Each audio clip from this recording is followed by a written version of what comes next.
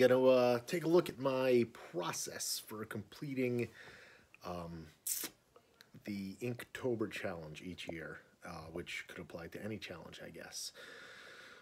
The idea of a challenge, we'll revisit this a couple times. It's supposed to be difficult. It's something you defeat, and after you've defeated it, you come out a little stronger, a little wiser for it. I like to analogy it to Dragon Ball Z. You know, Goku goes in, gets his butt kicked, comes out more powerful. He's leveled up. That's the way you have to look at these things. You're not expected to always win the first time around. You go in and you do your best, and you come out a little stronger, a little better, and then you face the challenge again and maybe feel more confident in it the next time around. You don't have to be in love with the piece you do for a challenge or every piece, as long as you challenge yourself. So I start with my concept. For Inktober in particular, I am a hoarder of cool photography and artwork and images off the internets. So I have folders full of this stuff, and when the prompts drop for Inktober, in particular, I skim through the folder, the hodgepodge folder, and I open a separate folder, and with the prompts in mind, I go through a little section at a time, and I look for things that maybe inspire me to that prompt. And a big key is not going completely literal, though sometimes I do, if the imagery is cool enough to support the literal concept without being too hokey. So personally, I find some art that influences me, and I find a way to incorporate it into the prompt. There is it's kind of what creation comes to. Everything's been done, so they say. So you find a couple of ideas or a couple of influences, and you put them in the blender, and out comes something new. And that's how, every few years fashion comes back around. Yes, an idea is there. Maybe bell bottoms have been seen, but how they're presented this time around is different. What's done with them, what's combined with them, how high-waisted jeans, anything like that, flannels. There's so many different versions of plaid. And now there's different textures. So it's the same thing with the artwork. You go out there, you find something you like, and it could be a piece that you want to emulate, to learn from. It could just be an idea in general, or an artist you aspire to be something like, and then you add more to it to give it your flair, to make it your own, to become your own artist and not just another version of somebody else. So take an idea like, I have to draw Spider-Man. I don't want to draw a boring Spider-Man. So I'm going to say, what if Spider-Man was in The Nightmare Before Christmas? So you do a Burton-esque Spider-Man. And now you add your own influences that have grown with you to it. Now you have a whole new piece. In your Inktobers, if you don't want to just grab it, another shortcut is you can tie them all together. So the repetition of a particular challenge like this means you get to experiment with it. My kid incessantly draws horses. Now, she didn't do this challenge, but something that she did to challenge herself and create a new concept was to take a horse and combine it with a turkey to give it a thanks, because we're around the corner from Thanksgiving. So that was her idea to create a different presentation. Things that I did this year. How I came up with some of my ideas was, again, I wanted to have original things. I try not to use licensed characters for this. I do a lot of fan art prints for comic book conventions, things like that. But in this, I try to come up with just original concepts. I sketch it out. Sometimes I do several sketches. I could do a dozen, and I could scrap an idea completely. This one, I kind of had an idea out the gate. I just went with it. I wanted to play with, heavy darknesses in the background. I don't do a lot of shading on my normal artwork. I like to add textures later with, with the computer. So for some of these, I went, really dark backgrounds. Played with the shading to get that shading in, and try to play with contrasts a little bit, because that's something I don't normally do. Here I wanted it was a compass. I wanted to do a Salvatore Dali-esque concept, and then I had to make it more interesting. So I threw the legs on there and some sails. keeping in with the Dolly thing. But now it grew into its own thing where it almost looked like something from Pink Floyd's The Wall, which is a concept I really enjoy, that it does that. I got my spooky forest guy, throwing a little bit of background. A lot of these are simple and almost concept art. I don't go too deep with it because I'm trying to do one every day. And I do what I have to do to get it done, as should you. Quitting halfway through is not going to get you nothing, but churning out something that is lackluster is still way better than churning out nothing at all. Here, I wanted to head the moon, and I did have an idea of peeking through curtains, but then I decided to go with a old-fashioned Merry Melodies style thing to change it up.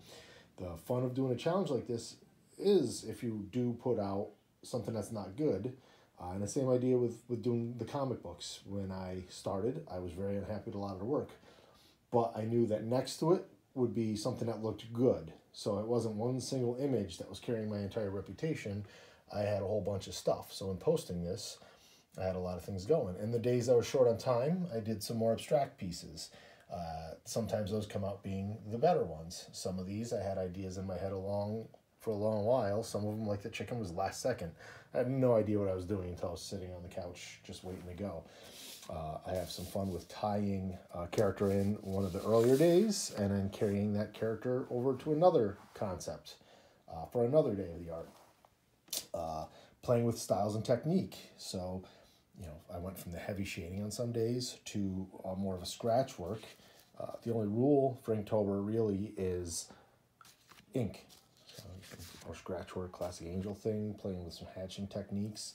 And there's a lot of artists out there that, let me tell you, they turned out a beautiful three-dimensional piece with a foreground, middle ground, background, multiple characters, and used all these techniques in that piece. But for me, not something I was comfortable with yet. So I just played with these concepts best I could and tried to get each one to look like a nice little finished piece that I could kind of frame up and play with for reasons I'll get into in a little bit.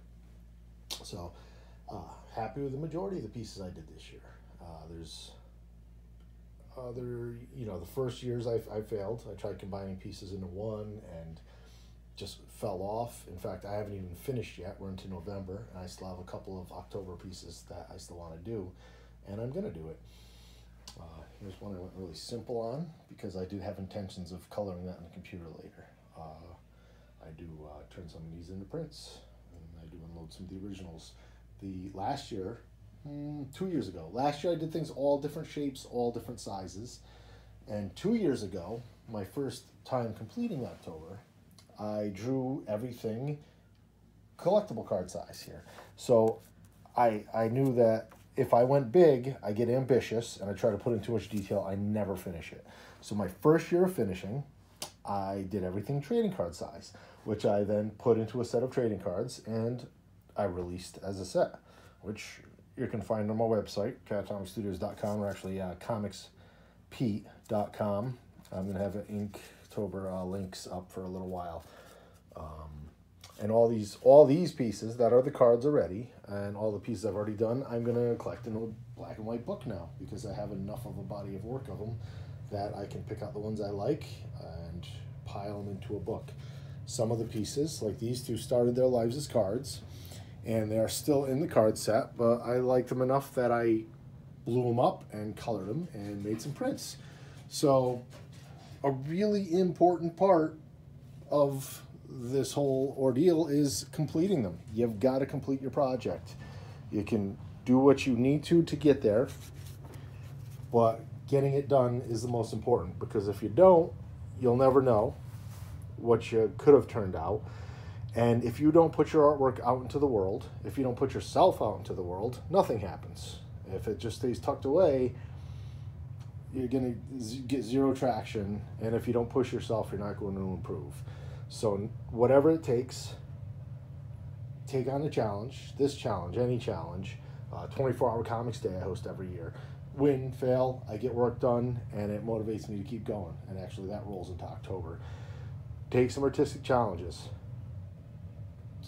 Draw a book, draw a comic book, start to finish. Your own script, a friend's script, take out a new script, a script from a book, reinterpret a book, draw a storybook, anything you could do. And even outside of that, learn a new recipe. I don't care what it is, but a physical fitness challenge. You take something, get out there, you take the challenge, you complete it. No matter what, you take something, you finish it, you put it up. You can revisit it, try to do it better later, or you can move on and use what you learned to do your next thing. But take on a challenge, get those influences out of your system, do what you have to do, because that is the number one most important thing, is to come out the other side a little bit stronger. I would love to see what you all are working on. Post links to your pages, your sites in the comments. Find my social media and all the other links on comicspete.com. comicspete.com. I also have catatomicstudios.com. You can reach out to me through the Instagram, Facebook, pretty much any of your favorite social media platforms. Shoot over to comicspete.com, use that, or post a link in the video below. And I'd love to check out your Inktobers, your 24-hour comic day books, your portfolio, whatever you have. Show me what you got. And make sure you check out comicspete.com for the opportunity to pick up my Inktober cards, some of the original art, and when that changes over, it'll be to my next project, maybe a 4th issue of Omega Chapters or any other upcoming book or book. So check it out. Give me your links below. Thanks for checking this out, and take that next step.